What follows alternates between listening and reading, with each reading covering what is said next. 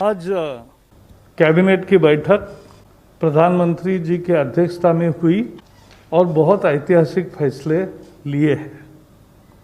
आज नौकरी के लिए जो युवा होते हैं उनको बहुत परीक्षाएं देनी पड़ती है और उनको लगभग 20 रिक्रूटमेंट एजेंसीज है, तो कोई 4-5 में अगर परीक्षाएं देता है तो उतनी परीक्षा उतनी जगह जाना, ये सब समाप्त करने के लिए एक ऐतिहासिक फैसले में नेशनल रिक्रूटमेंट एजेंसी,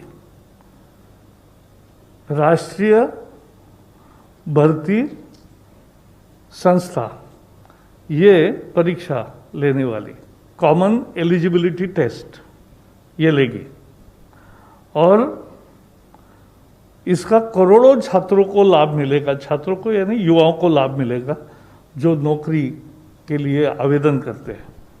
इसके बारे में विस्तार से जानकारी देने के लिए हमारे साथी जितेंद्र सिंह जी आए हैं, लेकिन मैं इतना ही कहूँगा कि ये मांग थी पूरे युवा पीढ़ी की सालों से, लेकिन नहीं हो रहा था।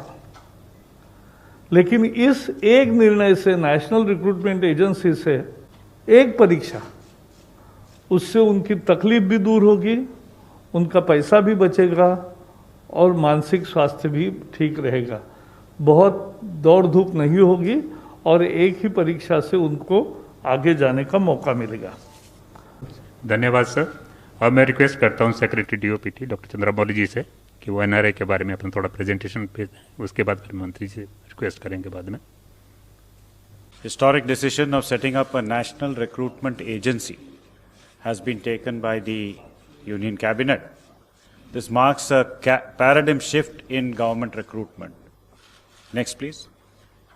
Now, let us start with what are the problems. ये दिक्कतें क्या हैं जो उम्मीदवार फेस करते हैं। तो अगर देखा जाए तो पहले हर रिक्रूटमेंट एग्जाम का शेड्यूल अलग अलग होता है, इसके लिए एप्लीकेशन प्रोसेस भी अलग अलग होते हैं और डिफरेंट जब 2-3 एग्जाम कंडक्ट करने पड़ते हैं तो इंफ्रास्ट्रक्चरल फैसिलिटीज़ की कमी के कारण कई जगहों पे माल प्रैक्टिसेस होने की भी संभावना बढ़ जाती है। खासकर ये जो सेंटर्स हैं ये ज़्यादातर अर्बन एरियाज़ में होने के कारण कई ग्रामीण इलाके से जो कैंडिडेट्स आते हैं या जो महिला कैंडिडेट्स होते हैं या दिव्यांग कैंडिडेट्स होते हैं, उनको यात्रा करने में खर्चा जो होता है और साथ में किसी को एस्कॉर्ट भी लाना पड़ता है, वहाँ रुकना पड़ता है, ये सब खर्चे जो हैं बहुत एक इम्पेडिमेंट बन जाते हैं कि ज़्यादा एग्ज़ाम में पार्टिसिपेट करने के लिए ये एक बहुत बड़ा बाधा हो जाता है। फीस, अब हर एग्ज़ाम का फीस अलग होता है और उसका भरने का तरीका भी अलग होता है। कोई मतलब ऑनलाइन भर लेता है, कोई मतलब डीडी मांगता है, या ऐसे कई दिक्कतें आती हैं, मल्टीपल फीस देने पड़ते हैं। एग्जामिनेशन डेट्स कई बार क्लैश हो जाते हैं एक एजेंसी और दूसरे एजेंसी के बीच, तो कैंडिडेट को ये फिर निर्णय लेना पड़ता है कि कौन सा एग्ज़ाम छोड़ें और कौन सा एग्ज़ाम दें।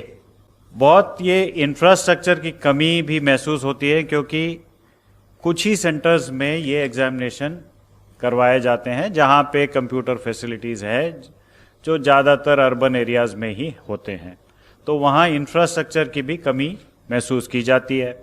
ट्रांसपोर्टेशन एंड लॉजिंग, जैसे मैंने कहा, इसको गांव या दूर दराज इलाकों से उनको सेंटर में आने में दिक्कतें होती हैं ट्रांसपोर्टेशन की और रहने की। उस जगह पे 1-2 दिन रुकना पड़ता है, उसके लिए फिर लोगों को साथ में कोई एस्कॉर्ट भी लाना पड़ता है लोगों को। हर एग्ज़ाम का करिकुलम, पाठ्यक्रम जो है वो अलग अलग निर्णय, हर एक के लिए पढ़ाई जो करनी पड़ती है वो अलग ढंग से करनी पड़ती है। हालांकि लेवल एक ही है, जो भी एग्जाम्स दे रहे हैं उनका लेवल एक ही है, लेकिन उनको डिफरेंट करिकुलम, डिफरेंट पाठ्यक्रम होने के कारण उनको अलग अलग से तैयारी करनी पड़ती है। इन परीक्षा सेंटर्स में जो सिक्योरिटी देना पड़ता है उसके लिए भी लार्ज स्केल मोबिलाइजेशन करना पड़ता है। तो वहाँ पे एकदम पूरा जो जिले का जितने भी ऑफिसर्स हैं उनको डिप्लॉय करना पड़ता है, पुलिस को डिप्लॉय करना पड़ता है। ये सिक्योरिटी का भी मामला बहुत मुश्किल हो जाती है। इन सब के कारण जो है कॉस्ट तो बढ़ती हैं, खर्चा तो बढ़ता ही है, और अंत में जो साइकिल ऑफ रिक्रूटमेंट है, रिजल्ट लाने में और भर्ती करने में जो साइकिल ऑफ रिक्रूटमेंट है ये बहुत लंबा हो जाता है। ये तो हो गई प्रॉब्लम जो कैंडिडेट्स फेस करते हैं। अब कई दिक्कतें ये इंस्टीट्यूशंस जो इन एग्जामिनेशंस को कंडक्ट करते हैं उनके लिए भी कई दिक्कतें होती हैं, जैसे कि मल्टीपल रिक्रूटमेंट एजेंसी हैं। मंत्री जी ने कहा कि ऑलमोस्ट सेंट्रल गवर्नमेंट में 20 से अधिक रिक्रूटमेंट एजेंसीज हैं। हालांकि हम अभी 3 ही एजेंसीज के एग्जामिनेशंस को कॉमन कर रहे हैं, but in course of time ये अनुमानित है कि हम लोग सारे रिक्रूटमेंट एजेंसीज के लिए ये कॉमन एलिजिबिलिटी टेस्ट कर पाएंगे। तो मल्टीपल रिक्रूटमेंट एजेंसीज हैं, मल्टीपल टायर्स ऑफ एग्जामिनेशन है। टायर 1 जो होता है वो प्रिलिमिनरी टाइप का होता है, जहां पे करीबन 2.5 करोड़ से ज़्यादा कैंडिडेट्स उसको लेते हैं। तो उसके बाद वहाँ से फिल्टर होके मेन एग्ज़ाम जो है टायर 2 कहलाता है। तो टायर 2, टायर 3 एग्जामिनेशंस के लिए वो तैयार होते हैं। तो ये मल्टीपल टायर्स ऑफ एग्ज़ाम जहाँ भी हो रहा है, तो बार बार एग्जामिनेशन देते देते ऑलमोस्ट सारे साल में इंस्टीट्यूशन को कुछ ना कहीं मतलब एग्जामिनेशन करने के लिए कुछ तैयारी करनी पड़ती है। लैक ऑफ स्टैंडर्डाइजेशन, एक समान स्तर का ये एग्जामिनेशन नहीं होता है, कहीं बहुत इजी हो जाता है, कहीं बहुत डिफिकल्ट हो जाता है। तो इसको एक समान स्तर पे लाने के लिए एक स्टैंडर्डाइजेशन प्रोसेस की भी जरूरत है। वेन्यूज, एग्जामिनेशन कंडक्ट करने के लिए जो वेन्यूज हैं वो बहुत ही लिमिटेड हैं, एंड मोस्टली ये अर्बन एरिया में, शहरों में ही पाए जाते हैं। तो अवेलेबिलिटी ऑफ वेन्यूज के बेसिस पे भी हमको एग्जामिनेशन के शेड्यूल को एडजस्ट करना पड़ता है। सिक्योरिटी का तो मैंने कह दिया पहले ही। सुपरविजन और इन्विजिलेशन के लिए जो स्टाफ डिप्लॉय करने पड़ते हैं वो भी लिमिटेड है। लेकिन मल्टीपल एग्जामिनेशंस, मल्टीपल ऑर्गेनाइजेशन जब करती है, उन्हीं लोगों को इन्विजिलेशन के लिए लगाया जाता है। तो almost through out the year उनको भी इस काम पे लगाना पड़ता है।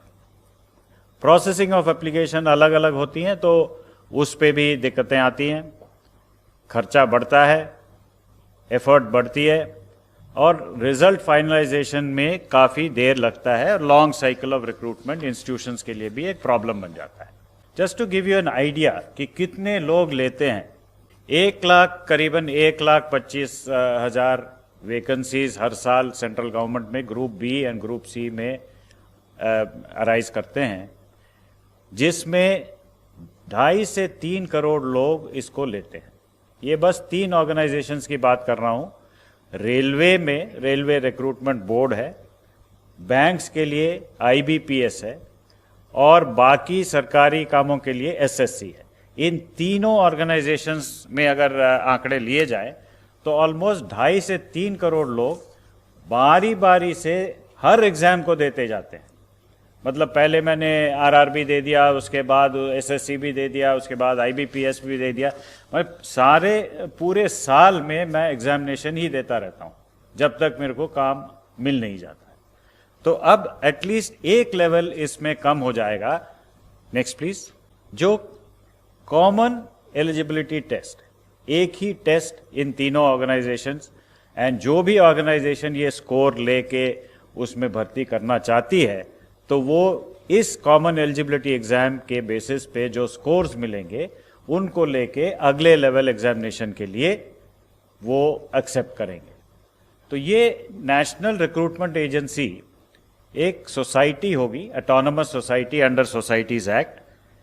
तो इसमें तीनों एजेंसीज के रिप्रेजेंटेटिव्स होंगे, जैसे मैंने कहा SSC के, RRB के और IBPS के, तीनों के रिप्रेजेंटेटिव्स होंगे इस सोसाइटी को फॉर्म करने में, गवर्निंग बॉडीज में। ये कंडक्ट करेगा टायर 1 एग्जामिनेशन, जिसमें सबसे अधिक लोग पार्टिसिपेट करते हैं, वो 2.5 करोड़ जो मैंने कहा, वो फर्स्ट लेवल एग्जामिनेशन है, टायर 1 एग्जामिनेशन है, उसको कंडक्ट करेगी।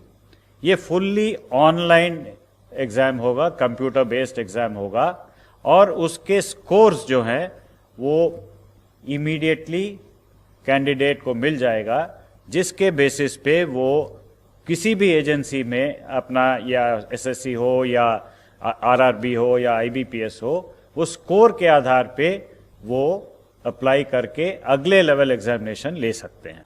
अब 3 ही एजेंसीज को पहले लिया है हमने, लेकिन in due course of time जैसे जैसे ये स्टेबलाइज होता जाएगा तो सारे रिक्रूटमेंट एजेंसीज में इस स्कोर को एक्सेप्टेंस देने की, इसको एक्सपैंड करने की भी हम सोच रहे हैं। तो इसमें फ़ायदा ये होगा कि स्टैंडर्ड करिकुलम होगा, एक ही करिकुलम होगा, एक पाठ्यक्रम के अनुसार एग्ज़ाम दिया जा सकता है।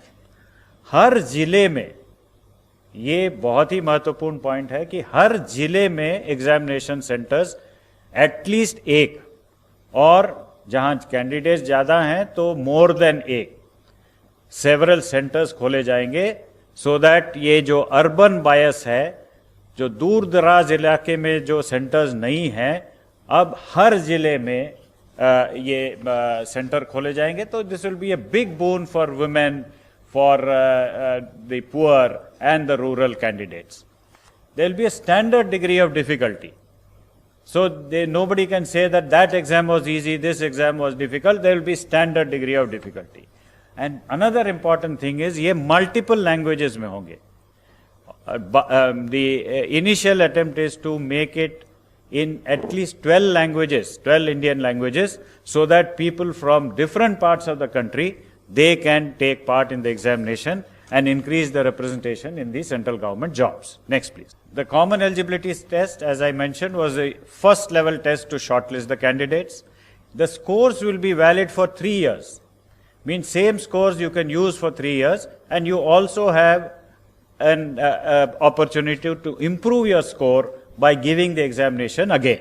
And the best score in all your attempts will be taken for the purposes of the recruitment. Next, please. So in short, when I give you the picture, it is a common registration portal, जहाँ पे एक ही registration portal पे candidate को register करना होगा। Question bank with same degree of difficulty, एक question bank होगा जिसमें से central server बहुत secure manner में रखा जाएगा। वो test center में security के साथ जाएगा with all the protocols which are required, the technological firewalls etc. उसमें होंगे, और फाइनली वो स्कोर्स जनरेट हो जाएंगे जो 3 साल के लिए उनको वैलिड होगा। Next please. So this is the benefit for the students. Again I would like to repeat, a common registration, a single fee, a common curriculum, standard question bank, score secure examination process, a quicker generation of scores, reduced time for the recruitment cycles, better infrastructure we will be able to provide in the examination centers to the candidates, and then improved facilities and access for rural women, rural candidates, women candidates, disadvantaged candidates who will not have to travel long distances looking for safe places to stay for giving these examinations. And further, outreach services will be provided based on the information which we get from the examination, because it's an online examination.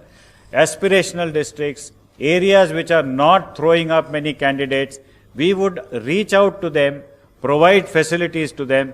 वहाँ पे ये facilitate करेंगे कि examination लिखा जाए, तो promote करेंगे वहाँ पे, और एक 24/7 हेल्पलाइन भी वहाँ होगा जिसमें कैंडिडेट्स को सुविधा होगी कि कोई भी उनको दिक्कत हो तो उसको समाधान कर सके. And the cost for this is about 1,517.57 crores for 3 years. Of course, since 3 agencies are already incurring this cost separately, that will be a saving for those respective organizations, whereas this would be the cost which will be incurred by the new organization, which is the NRA. So net, there will be a savings to the government, and each of the organizations will actually save not only in cost but in effort and the time taken. Special provision has been made because in the aspirational districts the infrastructure is very poor. Therefore, to create connectivity infrastructure as well as examination infrastructure, a viability gap funding is also provided for in these 117 districts. So next please. Thank you very much. धन्यवाद sir. अब मैं request करता हूँ doctor Jitendra Singh ji से। Sir, जैसा कि आप सबने अब तक जो कहा गया उसके आधार पर आपके ध्यान में आया होगा, this is a revolutionary reform and I think one of the most landmark reforms in the history of independent India. And it has been possible with the direct and the personal interest and intervention of Prime Minister Modi. आपने विस्तार में ये presentation देखी, तो संक्षेप में यदि आप मुझसे पूछें तो मैं ये कहूँगा कि this will reform which will bring in ease of recruitment, ease of selection, ease of job placement, and thereby ease of living, particularly for certain sections of society which are at a disadvantage on one account or the other. उदाहरण के तौर पर economically not so privileged strata और lower economic strata. जैसा कि बताया गया कि सारा साल जब सिलेक्शन के इम्तहान होते रहें और सेंटर अलग अलग रहें, तो इस इंट्रोजीनस देश में ये संभव नहीं रहता कि हर उम्मीदवार हर जगह अपने आप को उपस्थित कर पाए। एक इम्तहान नागपुर में, एक जबलपुर में, कलकत्ता में, तो वो बेचारा फिर चॉइस बनाता है कि वहाँ जाएं, वहाँ नहीं जाएं, और उसके माता पिता भी उसी तरह से they have to make a compromise. दूसरा वर्ग होता है जो दूर दराज के क्षेत्रों में रहते हैं, पूर्वोत्तर में, जो पहाड़ी राज्यों में, for the reasons of travel, for reasons of accessibility and sometimes also the reasons of clash of dates, वो भी अपने आप को वंचित कर देता है, which is in fact also in a way depriving him of his right to try his luck. और तीसरा वर्ग जो हमारी महिला कैंडिडेट्स हैं, this has been our personal observation that many of the girl candidates, they forsake a selection test or a selection process simply because they have to travel to a different city where there's might be having some constraints of arrangement to stay, or they may not have a family member who can reliably escort them, तो parents ही कहते हैं कि बेटे रहने दो। तो उस सारी बातों को मद्देनज़र रख के, क्योंकि आपने इसके एडमिनिस्ट्रेटिव पहलू देखे, मैं इसके थोड़े से सामाजिक पहलू की दृष्टि से बात कर रहा हूँ, ये it will be A saving on the state exchequer, it will be saving on the personal cost, and it will be huge convenience. So in other words, it is a combination of convenience and cost effectiveness. और जो 20 भारत सरकार की agencies हैं, उसमें अभी हमने प्रारंभ में 3 एजेंसीज़ को शामिल किया, आगे जाके बाकी भी होंगी. इन सब के अलग अलग चरण में टेस्ट होते हैं, लेकिन जो पहला रहता है, विच इज़ मोर और less an elementary test, which is also known as a preliminary test, is by and large of a very common denomination and a general denomination. It's not a specialized test. तो जब एक merit list बन जाती है common eligibility test के आधार पर, that can be of utility to any of the agencies which can carry forward its recruitment process. जैसे आपके ध्यान में होगा, हालांकि वो इस बात के साथ तो नहीं है, लेकिन we have the experience of NEET, a common test for medical colleges. Though that is for admission, this is for job placement, but that was also brought in by the Modi government. इसी तरह से पहले AIEEE होता था, वो IIT JEE है, और उस लिस्ट को सभी उपयोग में लाते हैं. वो लिस्ट केवल 1 साल वैलिड रहती है, 3 साल वैलिड रहेगी. तो देखिए उम्मीदवार को कितनी सहूलत हो गई कि उसको फिर उसके बाद अपीयर नहीं होने की ज़रूरत है 3 साल. Unless we have given him the option, he can try again also to seek to improve his merit, because that is his fundamental right. We don't want to deprive him. अगर वो ना चाहे तो 3 साल के लिए ये लिस्ट वैलिड है. अब मान लीजिए बैंकिंग सेक्टर है, उसने जब अपना सिलेक्शन प्रोसेस शुरू करना है, तो सामान्यतः जो वो प्रीलिमिनरी टेस्ट होता है वो नहीं करेंगे. इस लिस्ट से जो एम्प्लॉयर है, जो रिक्रूटमेंट एजेंसी है या बैंकिंग रिक्रूटमेंट एजेंसी है, उसको ये समझ में आ जाएगा कि कौन कौन से कैंडिडेट्स हैं who are suitable to us, उनकी क्वालिफिकेशन क्या था. जो इस तरफ बैठा कैंडिडेट है, वो भी जब एडवर्टाइजमेंट अपीयर होगी, तो depending on his aptitude, his qualification, his background, his preference and his bent of mind, वो उसको अप्लाई करेगा. तो it's a win win situation. फिर वहाँ जा करके उसकी सेकंड फेज की सिलेक्शन होगी and then he will be engaged in the specialised training. अगर वो रेलवे का है तो रेलवे के दृष्टि से, बैंकिंग का है तो बैंकिंग की दृष्टि से। तो एक बहुत बड़ा पहला जो लेवल था वो इससे क्रॉस हुआ है।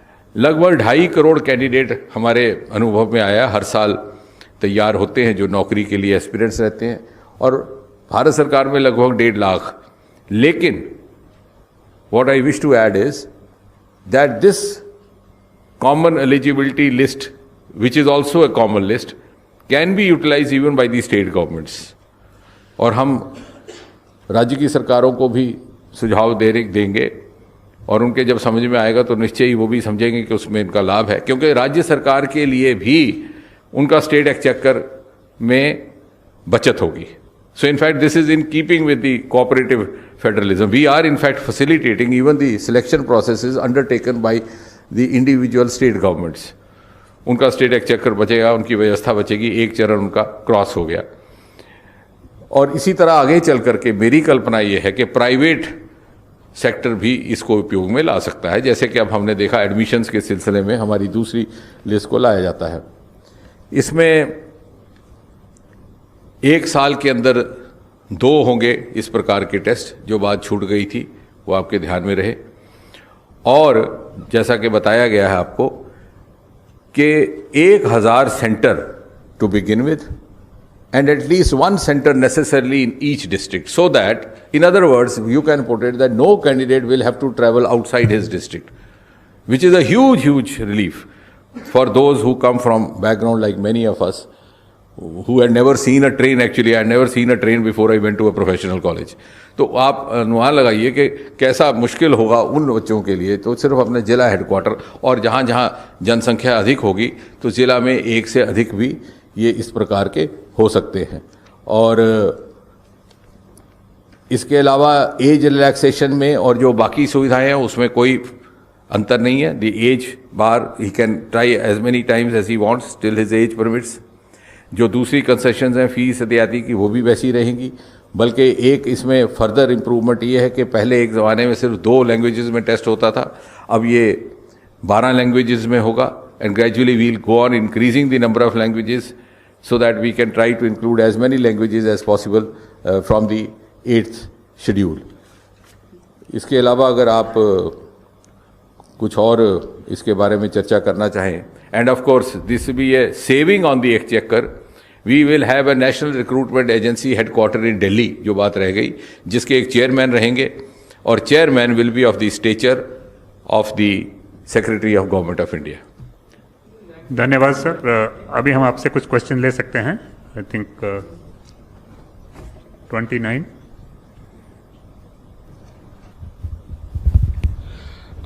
सर मेरा सवाल जितेंद्र सर से है। सर एक बात बताएं कि इसमें उम्र को लेके आपने कहा कि एज बार वो किस तरीके से होगा। मान लीजिए रेलवे में उम्र की कोई सीमा है, बैंक में कुछ सीमा है, एसएससी की कुछ सीमा है, तो क्या इसमें कोई कॉमन उम्र की सीमा होगी या फिर ऐसा? नहीं, देखिए प्रीलिमिनरी टेस्ट में जिस प्रकार की सीमाएं पहले से निर्धारित है वही रहेंगी यहाँ पर भी, और बाई एंड लार्ज अलग सीमाएं नहीं है। मतलब कॉमन जो सर्विस रूल्स में जो एज लिमिट है वो उसी तरह से रहेगी। भले अब जैसे शेड्यूल कास्ट कैटेगरी के लिए थोड़ी सी एज लिमिट अलग है, कुछ दिव्यांगों के लिए अलग है, तो that rules remains as it is, that has not been touched. This is only to bring in ease of selection by overcoming 1 stage, first stage, और बाकी किसी चीज को नहीं छेड़ा गया। 52। मेरा सवाल जितेंद्र सर से है। सर जिस तरह से एनटीए बना था आज से 2-3 साल पहले, तब जो है स्टूडेंट्स को टेक्नोलॉजी से अप्राइज करने के लिए उन्हें मॉक टेस्ट भी देने की इजाज़त दी गई थी, और ताकि वो कंप्यूटर वगैरह से फेमिलियर हो जाए।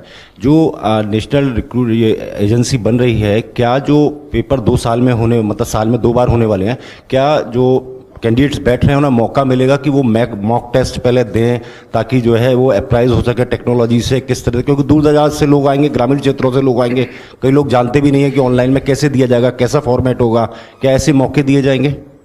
बल्कि उनको ये फ़ायदा रहेगा। एक तो जैसे आपने कहा, आपकी बात से ही जुड़ती बात है कि यकीनन दी नेशनल रिक्रूटमेंट एजेंसी अथॉरिटीज़ ये भी सुनिश्चित करेंगी वहाँ प्रशिक्षण भी किया जाए, अवेयरनेस भी होगी, वो शायद प्रेजेंटेशन में आया भी बीच में। और साथ ही साथ जो लोग दूर दराज, जैसे आपने कहा, who had no access at all, वो ऐसे लोग हैं जो पहुंच ही नहीं पाते थे सेंटर तक, वो कम से कम अब इस स्थिति में होंगे, सेंटर पे पहुंचेंगे और वहां उनका प्रशिक्षण होगा. So this is a huge breakthrough for them. My question is towards Javadekar sir. So you mentioned about the MSMEs and the TREADS platform wherein more NBFCs will be able to participate. Could you please explain to us that, what are those provisions and what is the amendment that government has today cleared in terms of the Factor Regulation Act, sir? As far as MSME's concession of factoring is concerned, as it will have to be in the form of bill before Parliament, so I will not explain at this stage more, but I have given you an idea of what we are doing. After the bill is introduced, you will get it. 260. केवल clarification के लिए शायद बताया गया है, ये जो national recruitment agency exam लेगी 2.5 करोड़ या 300 बच्चों का, ये केवल प्रीलिमिनरी एग्जाम होगा या टायर 2 बाद में जो रिटेन होता है उसके लिए क्या अलग अलग तीनों एजेंसी अपनी लेगी एग्जाम, या यही बाद में भी करेगी? नहीं, आपने जैसा कहा ये प्रीलिमिनरी होगा, क्योंकि बाद में स्वाभाविक है कि उसका स्वरूप बदल जाता है. The tenor and tone of the exam will change, क्योंकि पहला बाई एंड लार्ज करिकुलम भी एक ही जैसा होता है, वो बेसिकली एलिमेंट्री है. उसके बाद मान लीजिए किसी ने बैंकिंग सेक्टर में जाना है, तो बैंकिंग सेक्टर की नुक्ता नज़र से ही उसके क्वेश्चन पेपर बनाया जाएगा और सिलेक्शन भी उसी तरह की होगी, क्योंकि उनके पास मेरिट लिस्ट होगी एम्प्लॉयर के पास, उसके सामने होगा कैंडिडेट का प्रोफाइल और कैंडिडेट उसी के लिए अप्लाई करेगा. तो आपका कहना ठीक है, प्रीलिमिनरी स्टेज एलिमिनेट हुई है, दूसरी करने में थोड़ी दिक्कत है. कोई रेलवे में या कोई जाएगा, कोई एसएससी के नौकरियों के लिए जाएगा. सर उसी सवाल पे, मतलब आरआरबी, एसएससी और आईबीपीएस जो बैंक, ये एबॉलिश नहीं हो रहे हैं? नहीं, एबॉलिश करने की बात नहीं है, हम उनको फैसिलिटेट कर रहे हैं जो उनका पहला टेस्ट है. और ये अभी चूँकि नया प्रयोग है और नया इंटरवेंशन, नया रिफॉर्म है, तो टू बिगिन विद 3 इसमें शामिल है. आगे चल के और इसी अनुभव के आधार पर बाकी रिक्रूटमेंट एजेंसीज को भी शामिल किया जा सकता है. नहीं, जैसे अगर मैं एक कैंडिडेट हूँ, मैं फर्स्ट राउंड ये देता हूँ, मुझे जितने भी मार्क्स स्कोर में जितने आएंगे वो लेके मुझे फिर इन तीनों एजेंसी में से जो भी नौकरी जहाँ भी वहाँ मैं जा सकता हूँ. अगर आप उस लेजिटिमेट लिस्ट में आ जाते हैं तो अब आपको जो एडवर्टाइजमेंट अगली आएगी, मान लीजिए बैंकिंग की, तो आपने उसको अप्लाई किया, उसने आपको देखा, आपने उसको देखा, दोनों की अगर अनुकूलता मिल गई तो आपको नौकरी मिल गई या आपकी सिलेक्शन हो गई for the next stage of test, which will of course be more specialised test, क्योंकि आपके जॉब की नौयत और उसके रिक्वायरमेंट के हिसाब से. लेकिन जो उसने पहले एक टेस्ट करना था उससे आप बच गए, वो भी बच गए कंडक्ट करने से, और आपको वो दुविधा नहीं रही कि आपको जगह जगह 20 सेंटरों पे जाना पड़े या 20 जगह. और उसमें क्या होता था, तो कई बार आप कॉम्प्रोमाइज़ कर लेते थे कि साहब चलिए इस बार वो करेंगे, उसमें नहीं अपीयर होते. अब इसमें आपके लिए खुल गया, आप हर जगह एलिजिबल हो गए.